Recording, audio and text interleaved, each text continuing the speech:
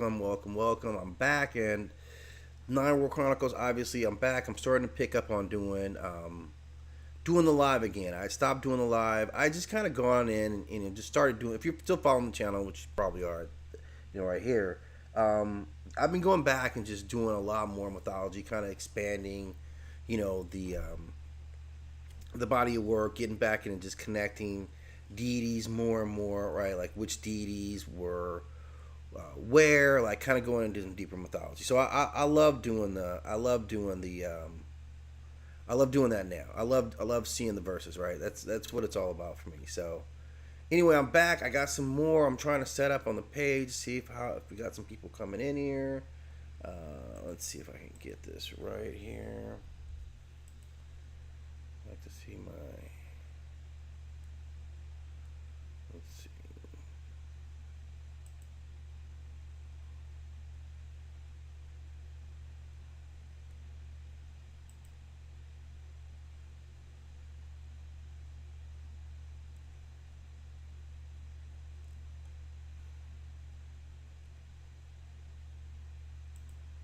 You know what?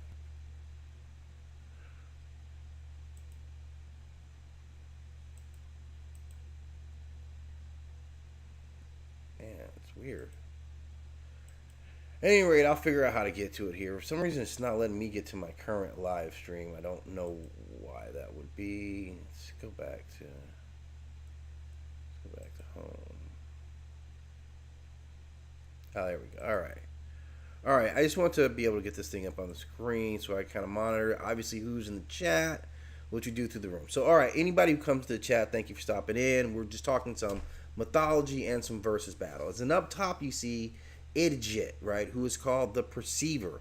Now, this deity comes just obviously from Kemetic, North African, what they would call Egyptian beliefs. And she's a badass. She's another one of those cat representations that may be a version of Hathor, which is really going to swing the conversation here if she is. Versus who we see is Echidna, who is a Greek representation, a supernatural creature who is said to be the mother of all monsters, right? We know that she is the mother of the Hydra, right, from Greek myth, like the multi-headed snake. You chop one head off, and another head keeps growing. That's the Hydra there. So we know she's the mother of Hydra. She also is the mother of the Nemean lion. The Nemean lion, if you didn't know, was an all-powerful lion, a giant lion with fur or pelt that could not be penetrated by like steel or anything like that, right? So she's the mother of at least those two beings. I know she's the mother of a sea monster as well. So she's pretty prolific. She's kind of like the female version of Loki. Like she produces monsters. But here's the thing: Idjet was designed, or really, I mean, she was like this figure was prominent in battling the Apep snake. So that's what it was, right? You were battling the Apep snake, so you were used to dealing with creatures on prominent in that level anyway, right? So if that's what she was doing, if that's what she was fighting against, I think she can take this mother of monsters. I think she's built for it. Those cat skills versus a snake. Like cats are naturally a good predator for snakes because of the speed difference. Cats are faster than snakes. And for snakes who rely on the speed of their strike, when you have something that's faster than you, it's why they lose to the mongoose all the time. So in this mythological battle right here, I'm gonna go with the Kemetic figure. I think she's got the stuff to actually pull it through. All right. The next one we got here, I think, is a great battle because you get into some figures that if you're not up on your mythology, you're gonna be a little bit lost here, right? This is Mash Hit, the Destroyer, right? Already winning the battle on name. Maybe not. Tax, who is a god of death, both of them got some good names going on here, right? Now the first guy is a demon who comes to us obviously from the biblical account, right? So Abrahamic beliefs is where this demon spawns, and he was a fallen angel who, of course, fallen angels can't stay fallen. They got to go back and they're going to start some wars, which is what he did, and he was part of that whole movement to try to take over mankind, right? That they had to call the flood on. He was part of that, started tripping. The dude we got below him is a god of death from the Haida people of South America, right? or excuse me, North America. They're in the areas of Canada now, and he was a death god. But this guy wasn't just happy to be a death god. He was kind of a dick about it, right? In the sense that he would let you know, because you, first of all, for him to come and get you, you died some kind of a painful death, probably at war. Maybe you got jumped at the club. Who knows what it is? But if you see this guy like in your passing vision, you think he's seeing this god walking by, he's here because he likes to taunt you. He's gonna let you know that I'm coming to get you ASAPer, and that's how he did it. So he enjoyed. So both beings, of the two, he seems to be the more sadistic of the two. And because he's a god of death and at the top of his pantheon, which is where I'm, usually your god of death is one of your more powerful, like your sky god, your storm god, water god. Your death god's pretty powerful because he is a full-blown divine spirit, not just a fallen angel. I'm going to give him this battle. I think that the god of death wins this battle against Mashith the Destroyer. Although Mashith seems like he's going to represent, he's going to be down, he's really going to have some tricks up his sleeve. This guy looks like a very crafty demon to me, right? Very crafty demon. I've done videos on both these guys. So if you guys want to learn more about the specifics of why I'm picking this dude, right, go check out some of the videos. I got a couple of them on. So let's check out the next one here. Who's the next Rumble that we have coming up here? Which I'm having a good time with these things now. All right. All right, now this is an interesting one right here. This is one right here where I've had to kind of consider it myself several times. I'm not going to lie to you guys, right? When I saw this, I was like, man, this is a good matchup right here. Up top, we have Shiva the Destroyer. And Shiva the Destroyer is, of course, from Hindu beliefs, right? And you don't get the name Destroyer for doing something other than destroying, which is what he is known for. Like, he is known in his role as fighting against the divas, the devils that exist in that Hindu belief system. And he handles business, right? You can see. And I also did a video about his axe, right? So that axe is the divine axe of Shiva. It's going to be in the playlist I have about weapons.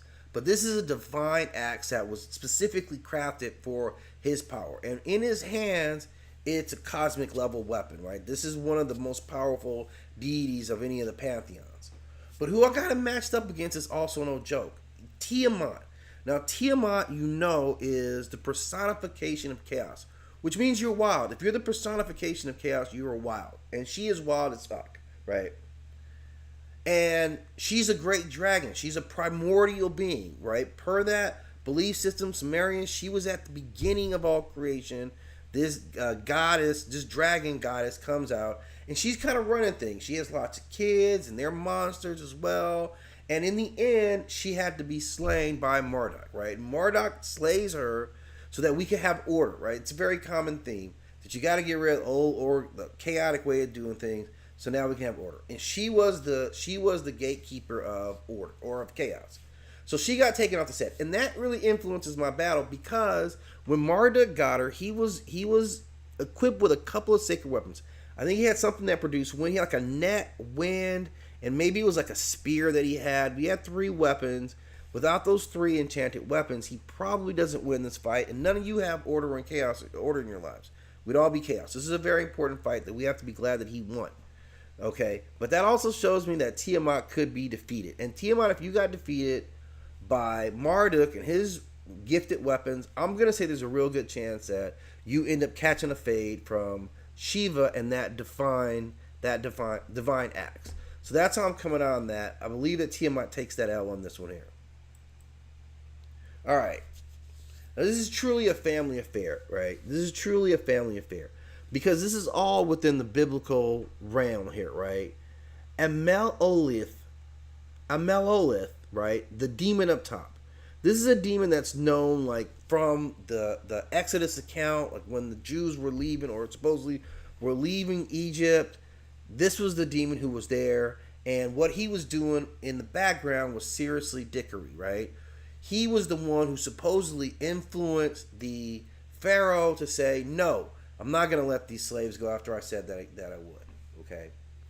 So he's given credit for that. He's with the soldiers as they go out, and apparently the story is, as Moses parts the Red Sea, he goes in there trying to grab as many people as he can and bring them back. But when the waters close, like the soldiers all drowned, he got stuck under a large pillar. So he was down there for like 50 years, and it took one of his demon homies and his strength to come and rescue him from that. So he's had a rough one, and you can see this guy is mad as hell. Tell me that look in his face. It's very intense demon. Down below, right, we have a fallen angel, right, who is Amizyarak. And fallen angels, we know about this. This is one of the guys who is mentioned in the book Enoch. So you don't even hear much about these guys. So there's not a whole lot of mythology on them. Now, we know what the fallen angels did. You guys came down here and just went wild. You saw how good looking all our ladies are and just started taking all of them, leaving none for us. They took all the wives of men to make wives for themselves. So just a jerk, right? But I can understand. There's some really beautiful human women out here. So I can appreciate where you're coming from. So he, of course, gives it all up. He's like, I'm in the war against God. So either you're crazy or you knew something no one else did. But it didn't work out for you. So now you're abandoned. And I got you matched up here against this demon. And you know what? This is the fight you got to win. It's very personal. And I'm not sure. I'm going to actually say I think this demon wins. He's a very crafty demon. He's known for wielding powerful magic. I don't know if this fallen angel has got enough. Because you kind of don't look like it. You don't look like you've got the eye of the tiger. Whereas this demon up top has definitely got the look of the eye of the tiger. So I'm going to go ahead and say this demon defeats this fallen angel in this particular matchup. This is a good one.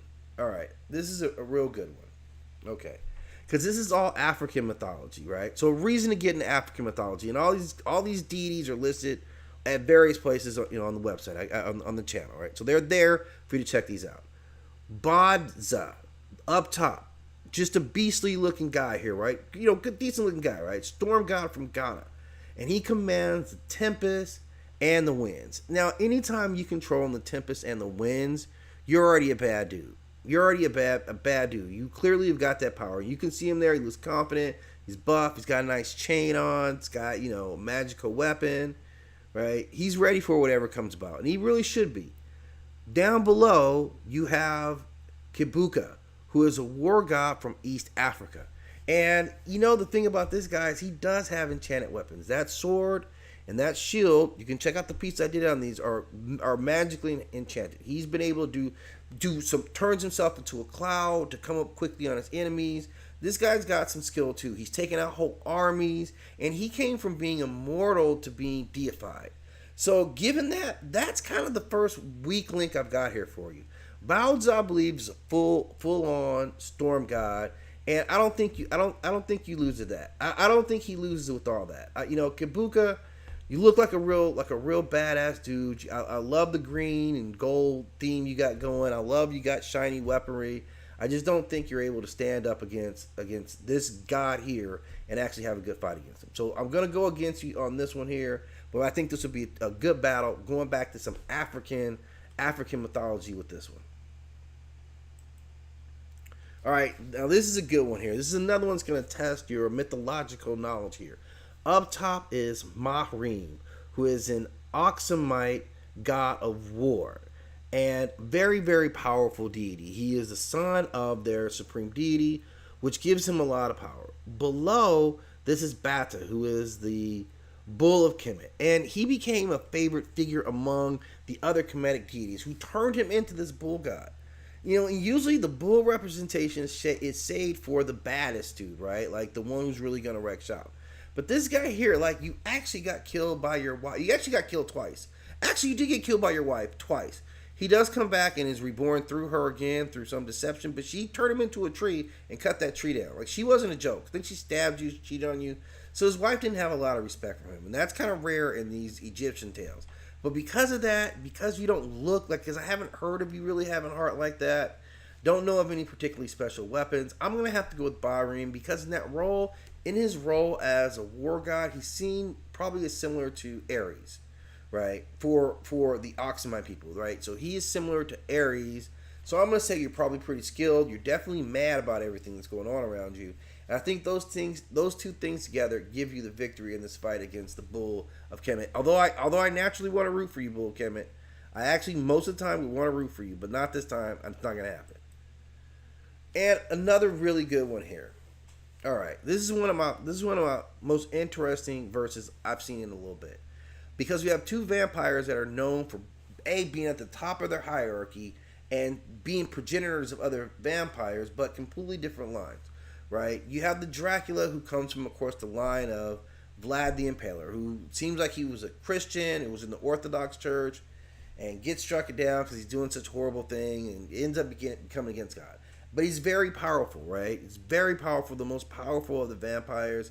He's got shape-shifting ability. He can fly. He can enchant people with his eyes. He's got the total package, and he really gets it done. This is a guy who was a warrior even before any of this happened. His warrior skills were on point, so he's formidable, man.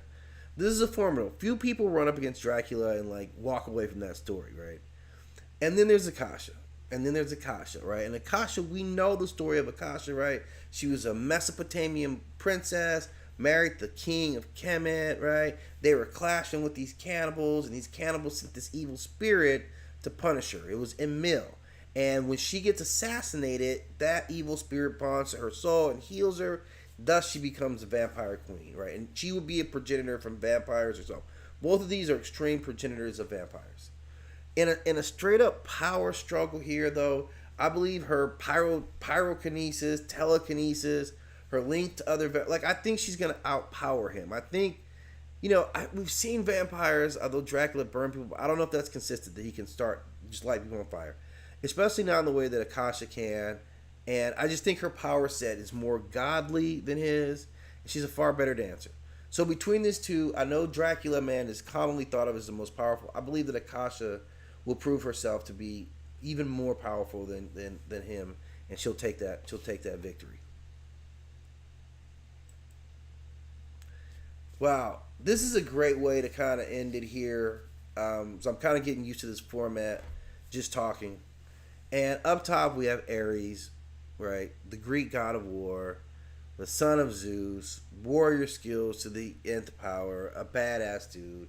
He loves it. He's all about it. There's nobody happier to wake up and do your job than a god of war. Ares loves being a god of war. I'm telling you. Yeah, I had conversations with this guy. It's all he talks about. But another guy who loves his role as a warrior is Anhur, who is the Kemetic sky god. He's like the son of Hathor, and he's got the furiosity of the lion. That's what the lion-headed form actually means. Putting these two together, man, this is an insane battle right here. I'm going to tell you that this could be one of the most epic battles between two warriors of all time. I'm going to go Anhur right off the bat. I already kind of came in knowing that I would go with Anhur, and that's still where I'm leaning. I mean, because Ares does take that L to Athena. So if you took an L to Athena, you might be a little more accustomed to taking L's than Anhur, who I haven't, as far as I can tell, is undefeated. Right? We haven't heard about him taking an L yet.